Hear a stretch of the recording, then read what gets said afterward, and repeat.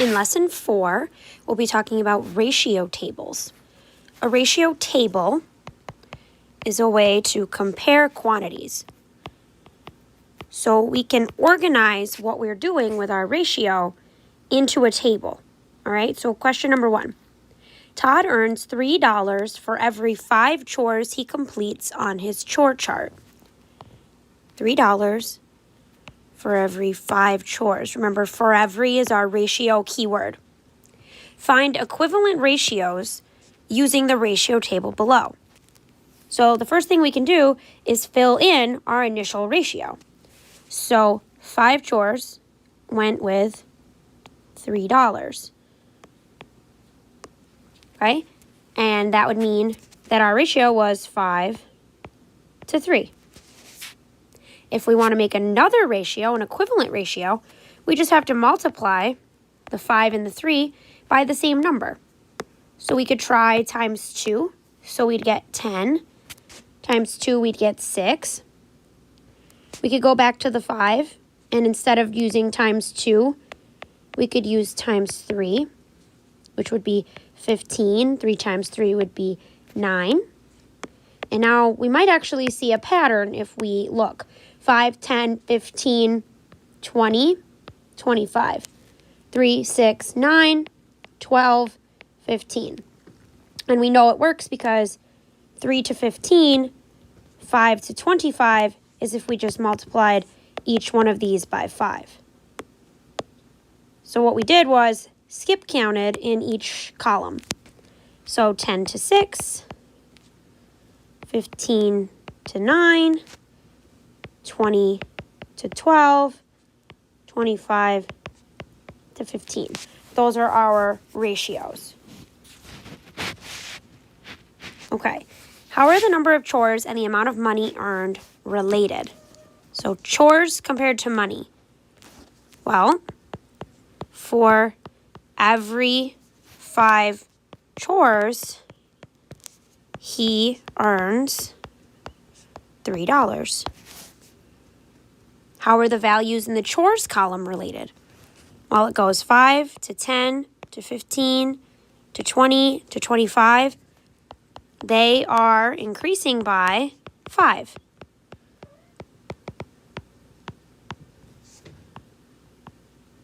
Okay, so how are the values in the money column related? Well, they're increasing 3, 6, 9, 12, 15. They're counting by 3s. So they're increasing by 3s.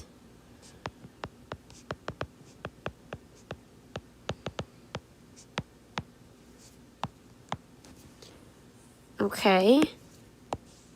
Just going to move that in case you can't see it.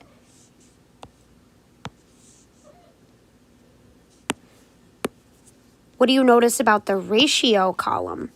Well, if we actually looked at these, they would all simplify to this, right? 10 divided by 2 would be 5. 6 divided by 2 would be 3. 15 and 9 both divided by 3. 20 and 12 both divided by 4. 25 and 15 both divided by 5. So they're actually all equivalent ratios.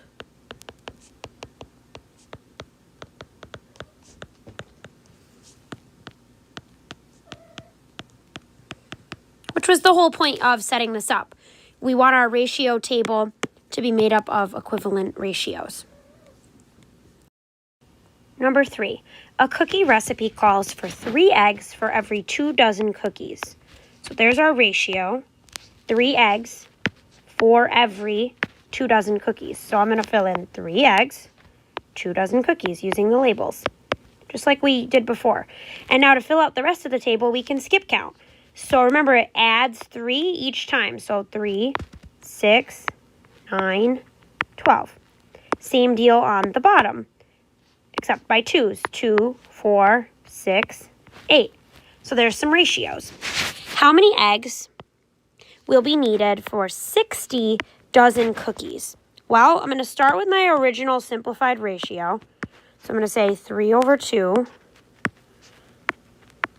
And we know from our labels that this was eggs and this was dozens.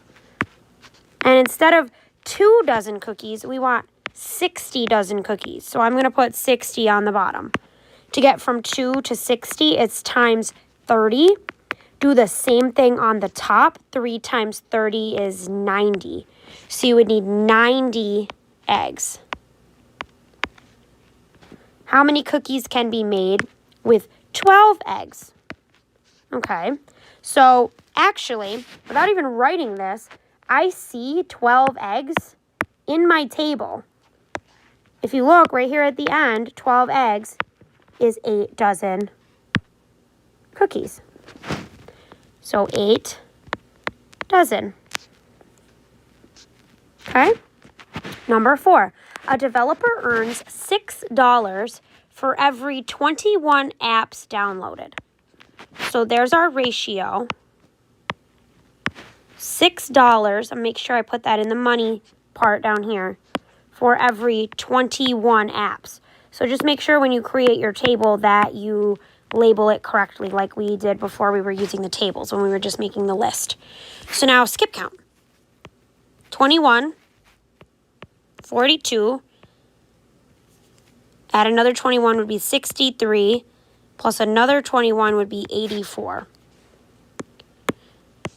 Okay, 6, 12, 18, 24. All right, so in A, we can see if we can use our table. How many apps will need to be downloaded in order to earn $84? So it says $84. I see 84, but it's apps, not dollars. So we're going to have to show our work on this one. Start with the original ratio, 21 over 6. And now instead of 6, we want this to be 84. If you don't know how many times 6 goes into 84, you can do that math off to the side. So it's going to go in 1 time, and then 4 times, to give us a total of 14 times. And then we just need to know what's 21 times 14. And we get 294 apps. So 294 apps need to be downloaded. Okay, how much money will the developer earn when 105 apps are downloaded? So I don't see 105 in the apps column, so I'm going to go ahead and start with my ratio, 21 to 6. Remember, the 21 is apps, the 6 is dollars. We know the new number of apps is 105, but we don't know the amount of money. So we need to know how many times 21 fits into 105.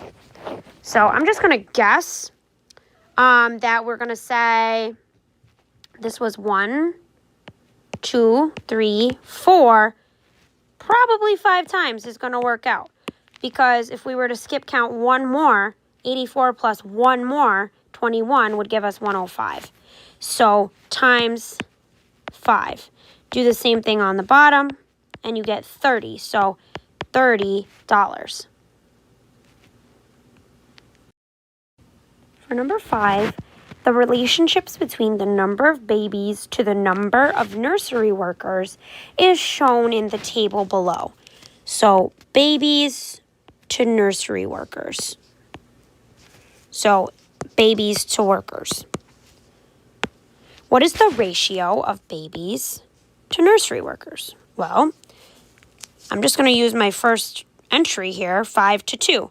So 5 babies to 2 workers. We might want to write it as a fraction instead because that's the method that we've been using. But either way is fine. How many nursery workers are required if there are 35 babies? So start with your 5 to 2. And remember, it's babies to workers.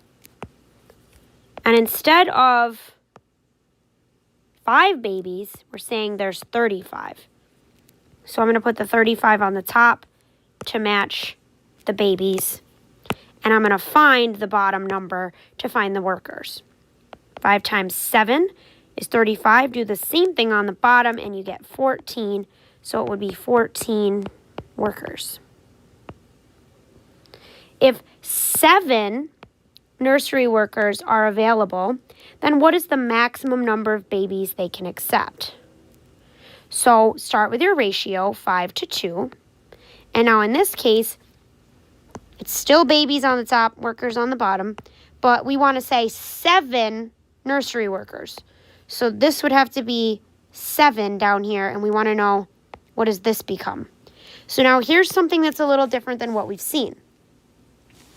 It's not going to be perfect. I don't know exactly how to get from 2 to 7. So I'm actually going to need to divide to figure this one out. So 7 divided by 2 goes in 3 times. 3 times 2 is 6. Subtract, you get 1. Make sure you don't have a remainder. So add a decimal and a 0. Bring down the 0. 2 goes into 10 5 times. 5 times 2 is exactly 10, and then we get 0. Bring your decimal point straight up. So we got 3.5. So that means 2 times 3.5 is 7. 5 times 3.5, to write that one out, 25, carry the 2, 15, 16, 17. And we have 1 decimal place. So I got the answer 17.5. But can we have half of a baby, 17.5 babies? No. And these rules mean that if you have over a certain amount of babies, you need another worker to come in. So we can't round up. We actually have to round down. So because we have 7 workers, we can have 17 babies. We're not allowed to round up because it would be slightly too many babies for how many workers we have. Just want to get you started on the practice questions for lesson 4, which you should have on paper. The ratio in this case, when you read it, will turn out to be blue paint compared to yellow paint. So I'm just going to give you the titles for these tables. Blue to yellow, and then over here, they want the ratio. In number 2, $500 for some number of clients. So you're going to compare the money to the number of clients. And again, this is the ratio in that last